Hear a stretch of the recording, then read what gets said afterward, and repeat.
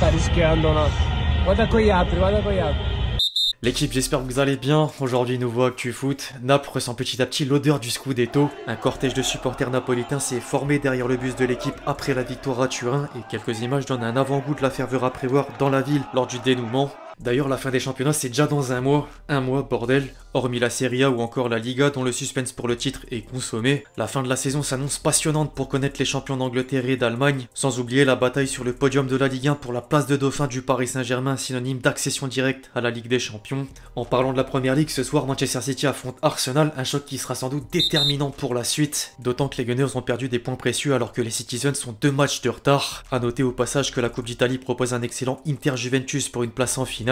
Les amis, c'est l'occasion de tenter un prono et de profiter des codes boostés jusqu'au 30 avril exceptionnellement sur BetClick. Le code LEXCITY permet en plus de bénéficier jusqu'à 100 € de freebet si le premier pari est perdant. Je rappelle encore que les jeux d'argent sont interdits aux mineurs, que jouer comporte des risques et qu'il faut jouer dans la limite du raisonnable.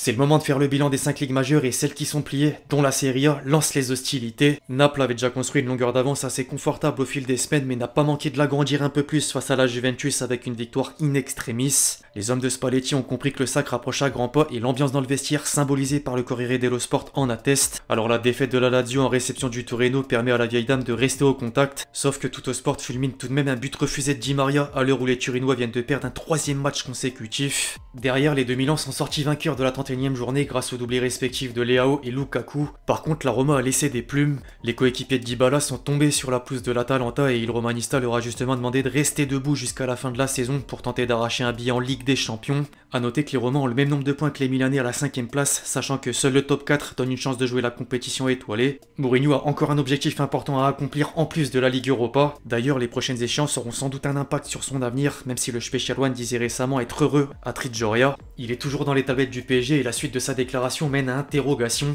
Je cite, « J'ai parfois des frustrations, je pense à d'autres ambitions, il a dit. Bref, il n'y a plus trop de surprises à propos du Scudetto, ni du titre de champion d'Espagne. Le Real avait un retard conséquent sur son rival en tête de la Liga, mais n'abandonnait pas pour reprendre As suite au succès à domicile contre le Celta Vigo. Or, 3 jours plus tard, la Maison Blanche s'est inclinée à Gérone, qui plus est avec la manière. Marca constate que les Madrilènes sont dans l'embarras, sans oublier de mettre en avant Castellanos, buteur à 4 reprises. C'est le premier joueur à inscrire un quadruplé contre le Real depuis Lewandowski en 2013. Au-delà de l'exploit personnel, le Barça peut maintenant prendre 14 points d'avance sur son dauphin ce soir, parce que les Catalans ont remporté le choc face à l'Atlético sur le plus petit des scores. La bande à Griezmann était la seule équipe invaincue du top 5 européen depuis le début de l'année et tombe une seconde fois sur le bourreau barcelonais. Diego Simeone n'arrive pas à l'emporter au Camp Nou depuis 16 rencontres. En parlant du Camp Nou les amis, le Barça a avancé le processus pour son futur stade. Le club Blaugrana est parvenu à boucler le financement d'un montant de près d'1,5 milliard d'euros pour les travaux du nouveau Spotify Camp Nou et du reste de l'Espagne Barça. Au rayon extra-sportif, sinon, le feuilleton Messi continue d'alimenter les quotidiens catalans qui imaginent déjà les 3 rôles que pourrait jouer la Pulga à Barcelone la saison prochaine. Le Mundo Deportivo a également réservé un article pour expliquer que Mbappé souhaite convaincre l'Argentin de rester à Paris. Ils entretiennent une bonne relation sur comme en dehors du terrain et une année supplémentaire serait bénéfique aux yeux du Français. La décision reviendra cependant à la direction parisienne dont l'aspect financier pourrait poser problème avec la nécessité de réduire la masse salariale. Selon le Parisien, Messi a demandé un salaire revalorisé car il estime que le statut de champion du monde a un prix. Les supporters parisiens ont de quoi militer pour un départ. Affaire à suivre. Le fin mot de l'histoire attendra l'ouverture du mercato estival. Le Paris Saint-Germain tente d'abord de terminer l'exercice 2022-2023 avec un 11e sacre. C'est d'ailleurs plutôt bien parti au vu du dernier résultat en déplacement à Angers et vis-à-vis du calendrier abordable. Inutile de revenir en détail sur le match, ni sur l'Olympico étant donné que j'ai déjà réalisé une vidéo entière. En revanche, un mot sur Lens, que le principal journal régional voit un peu plus près des étoiles suite à la brillante victoire contre Monaco et juge même de princier pour reprendre le jeu de mots de la Voix du Nord. Un certain Openda s'est offert un doublé en plus de délivrer une passe décisive, de quoi intégrer le 11 type de l'équipe parmi lequel 5 Lensois font partie pour récompenser une nouvelle performance collective. Un écart se creuse entre le podium, la 4e place et la 5e place. En plus de Monaco, Lille a buté sur la pelouse d'Auxerre, Rennes est reparti bredouille de Montpellier, tandis que Reims s'est incliné à domicile face à Strasbourg. Je rappelle que le 3e de la Ligue 1 se qualifiera en Ligue des Champions si le vainqueur de la Ligue Europa se qualifie pour la Ligue des Champions via son championnat, d'une part, ou si une sanction de l'UEFA venait à s'appliquer de façon inédite, d'une autre. La Juventus comme le Barça sont concernés par de graves affaires judiciaires depuis plusieurs semaines, et l'instance s'apprête à statuer l'avenir des deux clubs dans les compétitions européennes à la mi-juin pour pouvoir préparer l'édition suivante. Ceferin menace simplement de trancher pour une exclusion avant même le verdict des dossiers en cours. Affaire à suivre. Les amis, avant de poursuivre la vidéo, je vous demande un petit service. Le même que d'habitude, celui de lâcher votre meilleur j'aime sous la vidéo pour le soutien à le référencement et parce que la chaîne en a besoin.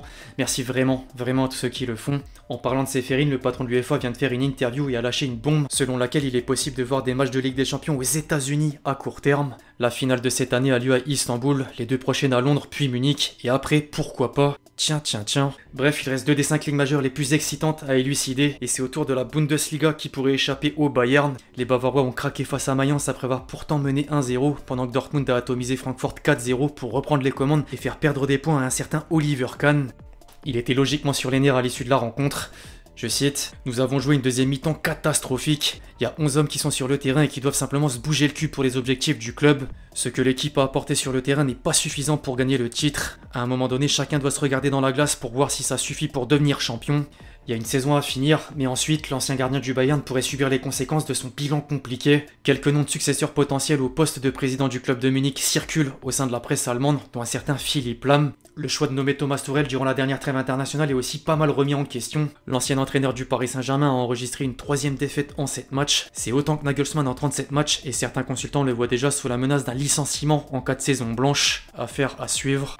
Enfin, du côté de l'Angleterre, la course au titre est lancée entre Arsenal et Manchester City. Les Gunners viennent d'enchaîner un 3e match nul d'affilée en réception de Southampton et malgré un comeback inespéré, le constat est sans appel. Si les Citizens gagnent leurs 2 matchs de retard, les hommes d'Arteta ne seront plus leaders de la Premier League. Les tabloïds anglais constataient le retournement de situation à l'image du Daily Mail avec le terme d'agonie ou encore du Times avec un cliché de Ramsdale aux côtés du classement. En parallèle, Manchester City évoluait en FA Cup pour une place en finale et c'est acté. La bande à Haaland s'est imposée contre Sheffield grâce à un triplé de Mahrez présent sur les couvertures de l'Express et du Star. Le destin pouvait pas mieux faire que d'offrir un derby de Manchester pour un choc au sommet car Manchester United a obtenu son ticket au terme de la traditionnelle séance de tir au but face à Brighton.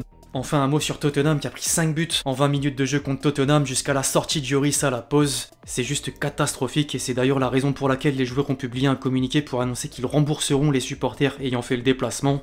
A noter que plusieurs sources anglaises parlaient à la place d'Harry Kane concernant son avenir comme le verdict. Je cite, « Qu'est-ce que je fais ici ? Appelez mon agent. » Le buteur du club londonien est toujours dans le viseur du PSG et du Bayern en vue de la saison prochaine. En parlant de transfert, il y a des officiels en lien avec la fameuse valse des entraîneurs. Le président des Spurs a limogé Stellini qui faisait l'intérim pour nommer Ryan Mason, alors que Chelsea aurait bel et bien choisi Pochettino pour succéder à Lampard. Les amis, n'hésitez pas à me dire dans les commentaires ce que vous en pensez.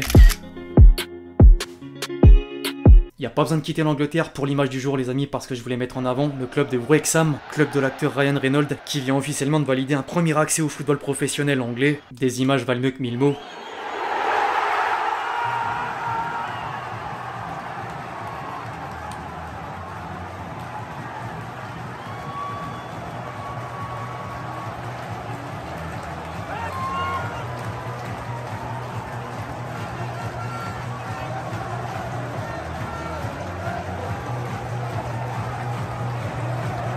L'événement méritait bien un envahissement de terrain. Second poteau, Pavard.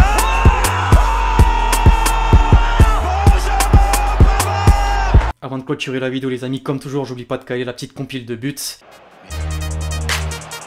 Attention, 2 contre 2. Il y a Mahrez tout seul. Fornals, il a pas servi Fornals. Bowen, pied droit. Oh, le geste. Non ancora virtualmente salvi, ma molto più vicini. Qui pallone dentro per Dominguez, pallonetto. E il Avec cette frappe.